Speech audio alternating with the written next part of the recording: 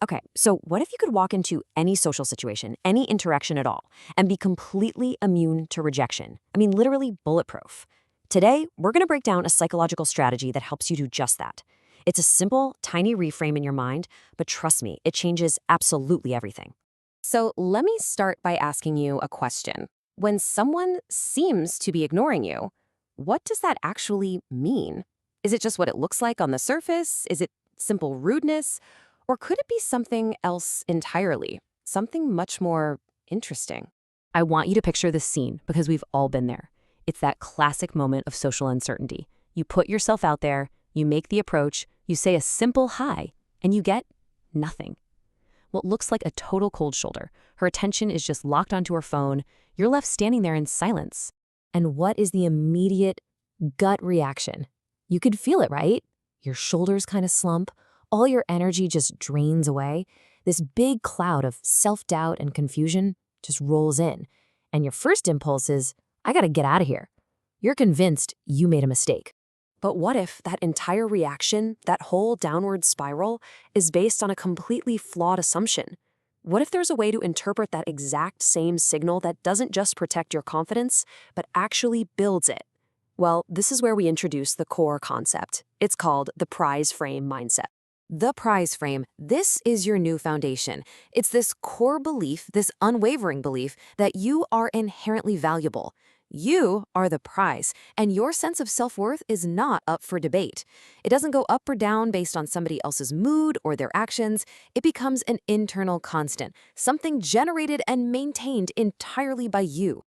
So, okay, that's the mindset, that's the theory, but how do you actually use it? How do we turn this idea into a practical tool that you can pull out and use in real time? Well, this is the hack itself. It's a conscious, deliberate decision to reframe every single signal you get. Now look at this. This slide is where the magic really happens. Look at that stark contrast.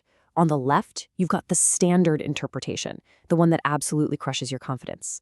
But on the right, that's the prize frame interpretation of the exact same signal. It's not she's rude, it's she's testing my confidence. It's not she's not interested, it's she's playing hard to get. Do you see how powerful that shift is? The external event is identical, but your internal reality is completely transformed. And this right here, this is the golden rule. This is the central command of the whole strategy, the one sentence you need to remember. You make a conscious choice to interpret all ambiguous behavior, even stuff that feels rude, as a sign of interest. This becomes your new default setting.